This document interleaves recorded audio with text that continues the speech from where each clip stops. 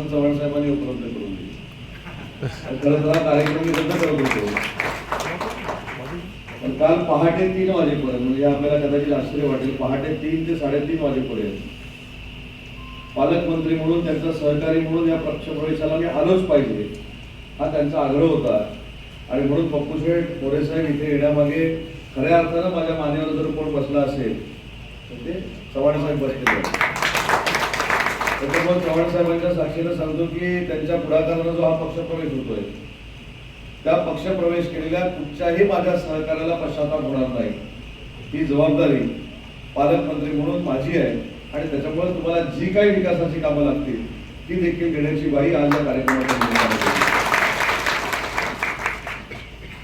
आणि जे काही पप्पू शेठचं आता भाषण ऐकलं की ते माझ्याकडे आले, खरोखर जे काही विकास कामासाठी आलेले होते, विकास कामं करत असताना पालकमंत्र्यांची आवश्यकता लागते म्हणून मला ते भेटले. कुठेही आमची पक्षप्रवेशाची चर्चा झाली नाही. फक्त मी चेष्टेने पप्पू शेठना असं म्हणायचो, तुम्ही माझ्या विरोधामध्ये काम करता आणि विकास कामं कशाला माझ्याकडे मागायला आले. तरी पण मी विकास कामं करतो. म्हणजे जो प्रामाणिक कार्यकर्ता पालकमंत्र्यांकडे आपल्या पंचायत समितीचा, जिल्हा परिषद गटाचा विकास व्हावा यासाठी माझ्याकडे पालकमंत्री म्हणून पक्ष बाजूला ठेवून आला होता, त्याची पक्षात हकलपट्टी होते. हा खऱ्या अर्थानं युबीटी पक्ष आहे. तरी कुठं मला सांगितलं तर माझ्या पक्षात येतो, मला कुठं सांगितलं होतं की आम्ही एकनाथ शिंदे साहेबांचं नेतृत्व स्वीकारतो. पण एखादा कार्यकर्ता विकास कामासाठी देखील दुसऱ्याकडे जाऊ नये ही राज्यकर्त्यांची जी काय भूमिका असते, त्याचा परिणाम असा झाला की आज पप्पू शेठ सारखा, जितेंद्र चव्हाणांसारखा एक चांगला कार्यकर्ता, चांगला पदाधिकारी, चांगला या भागातील नेता शिवसेनेला मिळाला. आणि म्हणून मी प्रवेश केलेल्या सगळ्यांना सांगतो की नवीन जुना हा वाद काय आमच्यामध्ये नसतो. जो कार्यकर्ता सक्षमपणाने काम करतो, एकनाथ शिंदे साहेबांचा विचार हा तळागाळापर्यंत पोहोचवतो, म्हणजेच वंदनीय बाळासाहेबांचा विचार तळागाळापर्यंत पोहोचवतो, त्याला विकासात्मक ताकद देण्याची जबाबदारी ही पालकमंत्री म्हणून माझी आहे. त्याच्यामुळे तुम्हाला जी जी काही विकासाची कामं लागतील ती माझ्याकडे दिली जातील. आज महिला भगिनी मोठ्या संख्येने उपस्थित आहेत. मुख्यमंत्री माझी लाडकी बहीण योजना ही पुणे महाराष्ट्रामध्ये आणली आपल्या सगळ्यांना माहिती आहे.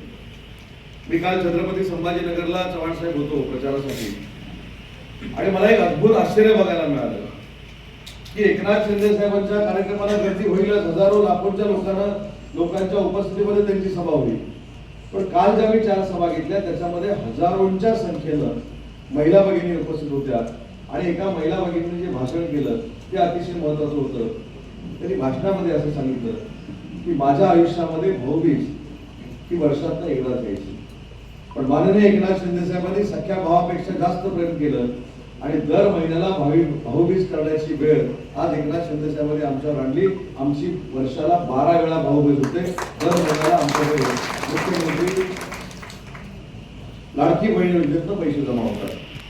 त्याच्यामुळे ज्या नेत्यानं महिला भगिनींना सक्षम करण्यासाठी, स्वतःच्या पायावर उभं करण्यासाठी अहोरात्र मेहनत घेतली, महिला देखील स्वतःच्या पायावर उभे राहत व्यवसाय केला पाहिजे म्हणून लखपती दिदी नावाची योजना आणली, महिलांसाठी एसटीचा प्रवास 50% केला. आणि एवढंच नाही तर महिलांच्या संरक्षणासाठी शासनामार्फत नाही तर शिवसेनेमार्फत एक संघटना उभी केली, ज्या ठिकाणी घरामध्ये नवीन लग्न होऊन गेल्यानंतर त्या मुलीचा जर छळ होत असेल तर त्याला देखील शिवसेना स्टाईल कार्यप्रणाली काय असते किंवा शिवसेना स्टाईल काय असते हा दाखवण्याचा प्रयत्न शिवसेनेच्या माध्यमातून होतो. याचा अर्थ महिलांना पूर्ण संरक्षण देण्याचं काम माननीय एकनाथ शिंदे साहेबांनी केलेलं आहे. आणि आता मला काय सांगितलं की तुमच्यासाठी ग्रामसंघाची इमारत पाहिजे, बरोबर ना? मागून तुमच्याकडे काय मागितलं? 25 लाखाचं काम लागतं. कुठे गेले?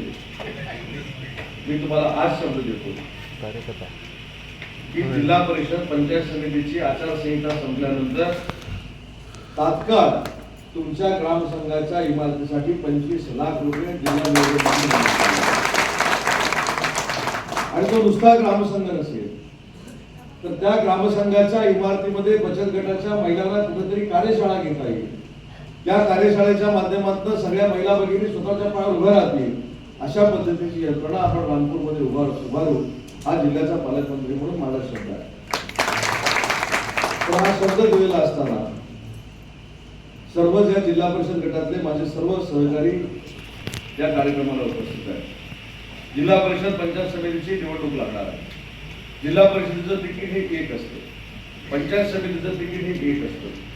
त्याच्यामुळे असा काय शिवसेनेसाठी खास बाब म्हणून प्रकार निर्माण झालेला नाही की एका पक्षाचे पंचायत समितीला 4 जण उभे राहतील, एका जिल्हा परिषदेसाठी शिवसेनेचे 4 लोक उभे राहतील. आपल्याला जिल्हा परिषदेचं सीट देखील एकालाच द्यावी लागेल आणि पंचायत समितीची जागा देखील एकालाच द्यावी लागेल. पण ही एक जागा दिल्यानंतर ती माझीच जागा आहे, मलाच जागा मिळालेली आहे, माझ्याच कुटुंबातल्या नातेवाईकाला जागा मिळालेली आहे, माझ्या बहिणीला मिळालेली आहे, माझ्या भावाला मिळालेली आहे. अशा पद्धतीनं जर काम केलं तर मी निवडणुकीचा निकाल आजच सांगतो, आपण जिल्हा परिषदेला देखील समोरच्याचं डिपॉझिट घालू आणि पंचायत समितीला देखील, दोन्ही पंचायत समितीला देखील आपण एक संघपणानं काम केलं पाहिजे.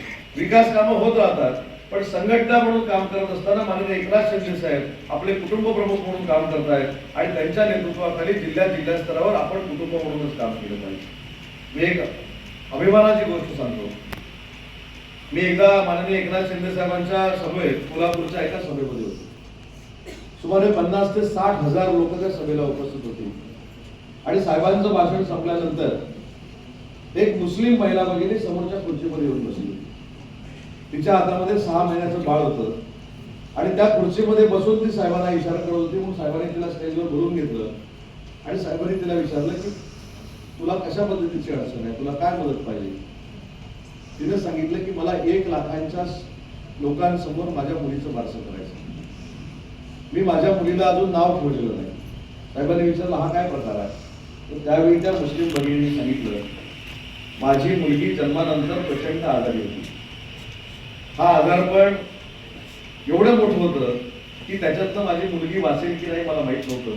पण ज्यावेळी हे तुम्हाला कळलं त्यावेळी मुख्यमंत्री सहायता निधीतून आणि डॉक्टर श्रीकांत शिंदे फाउंडेशन मधनं मला प्रचंड पैशाची मदत झाली आणि त्याच्यातनं पुन्हा एकदा माझी मुलगी जिवंत राहिली. त्याच्यामुळे तुमच्या आशीर्वादाने ही मुलगी जगते, म्हणून 1 लाख लोकांच्या समोर तुमचा आशीर्वाद आहे म्हणून त्या मुलीचं नाव मी दुआ ठेवते. आणि त्या मुस्लिम भगिनीनं 1 लाख लोकांच्या समोर त्या मुलीचं नाव दुआ ठेवलं.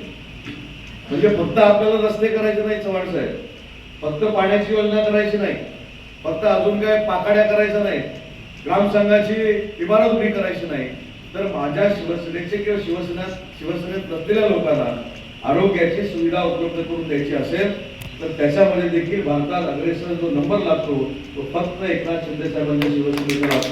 म्हणून आपण आज जर तुम्ही मला विचारलं की तू आरोग्याच्या दृष्टीनं काय सुविधा उपलब्ध करतोस, तर आज जर तुम्ही मुंबईमध्ये फोन लावला तर किमान 10 ते 12 आपल्या जिल्ह्यातले पेशंट हे मोफत मुंबईला उपचार घेत असतात.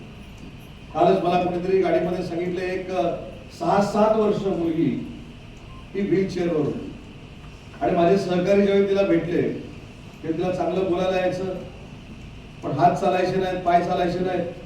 म्हणून तिला विचारलं, तिच्या वडिलांना विचारलं तर 6 वर्ष ती त्या व्हीलचेअरवर बसून सगळा आपला जो काय असेल तो दैनंदिन उपक्रम करायचे. चव्हाण साहेब जे आपल्याला शिंदे साहेबांनी शिकवलंय, धर्मवीर आनंदगे साहेबांनी शिकवलं आणि विशेषतः वंदनीय बाळासाहेबांनी शिकवलंय की 20% राजकारण करा, 80% समाजकारण करा. एकनाथ शिंदे साहेबांच्या नेतृत्वाखाली आपण 100% समाजकारण कसं करतोय तुम्हाला सांगतो. त्या मुलीचे सगळे कागदपत्र घेऊन पुण्याला पाठवले. पुण्याला पाठवल्यानंतर 15-20 दिवसाची गॅप पडली. डायरेक्ट थेट हॉस्पिटलमधनं नैसर्गिक उपचार तिला करायचा होता आणि म्हणून निसर्ग उपचार केंद्र आहे तिथं तिला सांगण्यात आलं की 3.5 लाख रुपये जर 3 महिन्याचे भरले तर ती मुलगी ठणठणीत होऊ शकते. मला सगळ्यांनी सांगितलं की अशा पद्धतीची परिस्थिती आहे.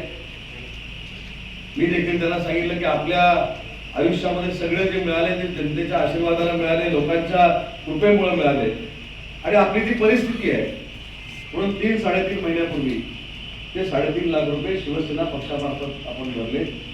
आज जर त्या मुलीला आपण म्हणाल तर जी 6 महिने 6 वर्ष व्हीलचेअरवर होती ती आता 50 पावलं चालायला लागलेली आहे. ही शिवसेनेची ताकद आहे. आणि म्हणून मी सांगितलं की बचत गटाचे ग्रामसंघाची इमारत देणं ही माझी जबाबदारी आहे, विकासाची कामं देणं ही माझी जबाबदारी आहे पालकमंत्री म्हणून. परंतु या वैयक्तिक जीवनामध्ये ज्या अडचणी येतात त्या देखील दूर करण्याची जबाबदारी ही शिवसेना म्हणून आमची सगळ्यांची आहे. त्याच्यामुळे चिंता करण्याची काही आवश्यकता नाही. आम्ही सगळे तुमच्या सोबत आहोत.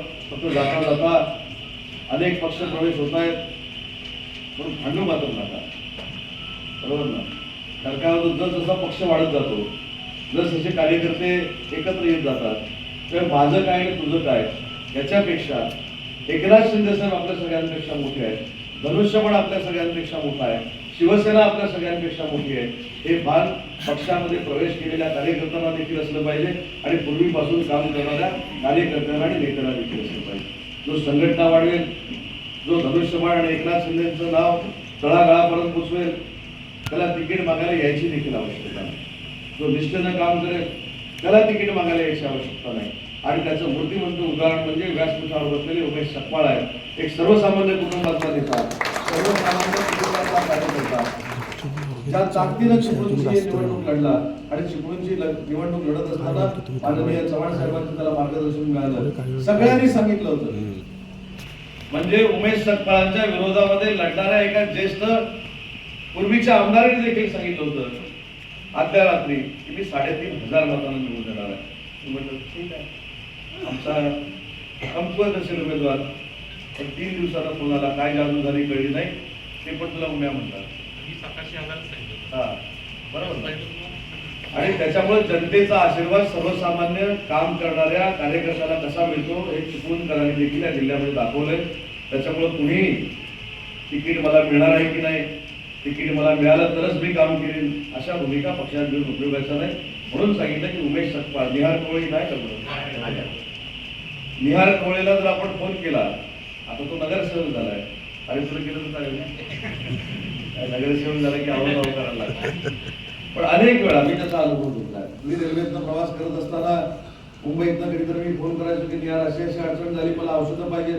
पहाटे 3-3:30 वाजता निहार कोळी माझ्याकडे ती औषधं आणून द्यायचं. एखाद्या कार्यकर्त्याला जर अडचण निर्माण झाली, रेल्वेमध्ये मदत लागली, तर निहार कोवळे असतील, उमेश सकपाळ असतील, आमचं कपिल पण इथे नाही, ही सगळी यंग टीम अतिशय प्रेमानं त्या लोकांना सांभाळायची. आणि म्हणूनच आज निहार सारखा एक तरुण, ठीक आहे पूर्वी त्याला राजकीय पार्श्वभूमी होती, परंतु त्याच्यानंतर एवढी गॅप पडली होती की पुन्हा एकदा घरामध्ये सत्ता देण्याचं काम त्याच्या कामानं स्वतः त्यानं करून दाखवलेलं आहे. त्याच्यामुळे मला असं वाटतं की तिकीट मिळालं तरच मी काम करणार आहे, आणि तिकीट मिळालं नाही तर मी कामच करणार नाही. हा शेवटी स्वतःचा आत्मघात आहे, हे कार्यकर्त्यांनी समजून घेतलं पाहिजे, शिवसैनिकांनी समजून घेतलं पाहिजे. आणि म्हणूनच सुरुवातीला सांगितलं की चव्हाण साहेबांकडे देखील पक्षामध्ये कोण काम करतात त्याची नोंद आहे, माझ्याकडे देखील आहे, शिंदे साहेबांकडे देखील आहे.